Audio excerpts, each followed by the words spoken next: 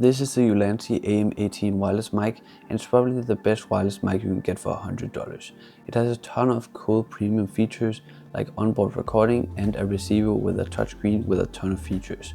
So let me tell you about it. So starting off with unboxing, in the box you get the manual itself, some gaskets for cold shoe mounts, a carrying pouch, some different cables for connecting it to a computer or camera or phone or anything else. Then you get two wind muff attachments, one for each mic for blocking out wind noise. And then lastly you get the microphone case itself with the two mics inside and the receiver. First up, I want to talk about the design of this mic because I think it's so good. So the charging case opens just like an earbuds case, just like this, and it feels very satisfying, and it charges the mics and the receiver the same way with pogo pins, which is actually really cool. And you can charge the case with USB-C on the back just like an earbuds case, and the case actually has a built-in battery so you can get extra battery life. As for the mics themselves, they're kind of big compared to regular wireless mics, but that's because they have an onboard recording feature with storage which makes up for the big size and still looks good in my opinion. All of the parts in this microphone kit are made of plastic, but that's okay because it still feels really premium because of this premium case and the really good looking design. So I really like it. So now I want to talk about what the different buttons and lights and different things on these mics and the receiver do and how to use these mics. So on the mics themselves, on the top there's a little screw thing where you can put on the wind attachments that I showed you earlier, and next to that is the actual microphone itself. On the front there are four LEDs, one for indicating charging status, one for indicating pairing status, one for indicating whether noise reduction is on. Noise reduction is on if it's a solid color, and if it's flashing, that means that it's muted. And the last LED is for indicating whether it's recording on board, like on the storage of the mic itself and not to the receiver. On the side, there's a button for starting the recording on the mic itself, and under that is a USB-C port for data transfer. On the other side, there's a button that toggles the noise reduction feature, and also next under that there are gain adjustment buttons.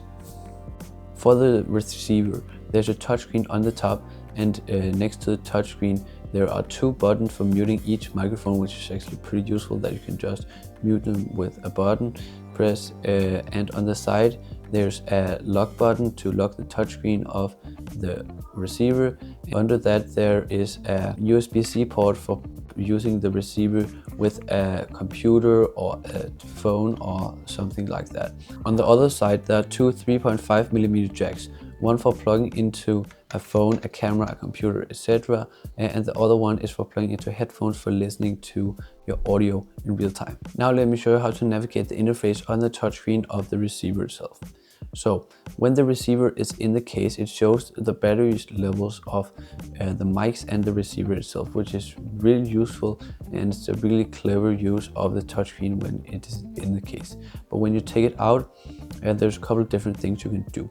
First up, it shows you the audio levels of each microphone and also the battery life of each microphone at the same time.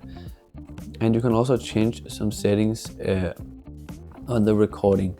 So if you swipe down from the top, you can change some settings. First up, you can switch between stereo, mono and safety recording. So mono recording is when it's just recording both microphones in the same audio channel, and stereo is when it's recording each microphone in an audio channel. So you can in software split them up into two audio tracks, which is actually really cool. Or just use it as a left or right microphone if you're trying to do like surround sound.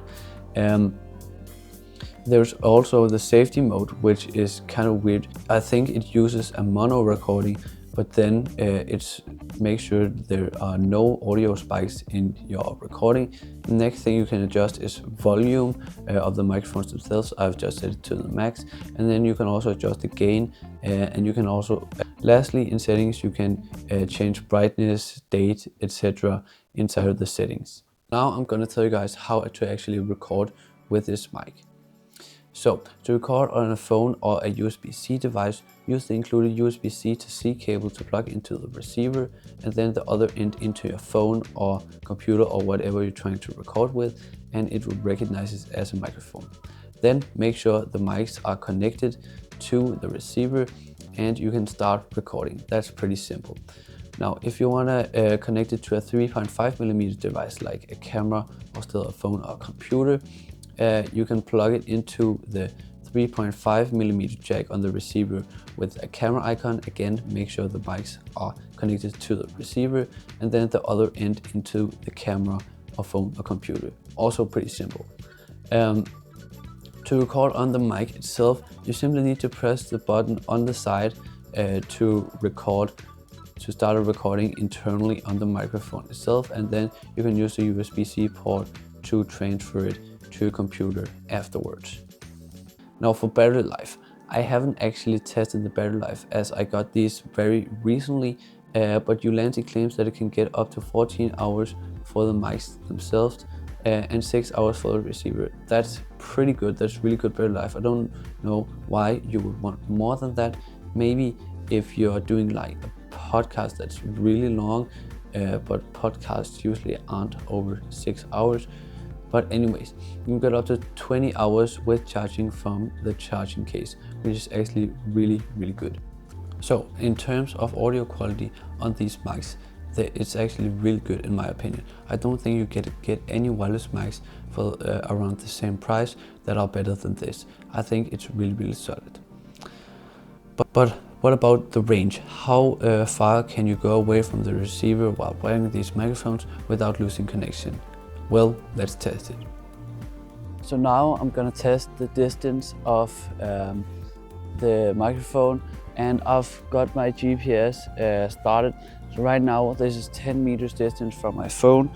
So I'll go longer down. I know this isn't quite 100 meters, but I think it's close to that. So we'll see how long the signal reaches, and this is to the transmitter. So let's go. 10 meters, 20 meters, 30 meters, 40 meters, 50 meters, 70 meters. I hope it's still connected, I don't know. And this is 110 meters, so it should not be connected anymore, but we'll see. So as you just saw in that test, you can go over 100 meters away from the receiver without losing connection, which is actually really, really good. That's a very far distance and great for recording shots where you are very far away from the camera. Now, overall, I think these mics are really, really good, especially for the price and the functionality you get for the price. It's $94 on Amazon right now, which is just a crazy value. I think it's great for recording YouTube videos indoors or outdoors, also just for interviews or podcasts. It's really great that it has a really long battery life, like 6 hours is just way longer than you probably ever need from wireless mics. I just really, really like this microphone. I also really like the design of this case and also that it has a built-in battery. That's really great.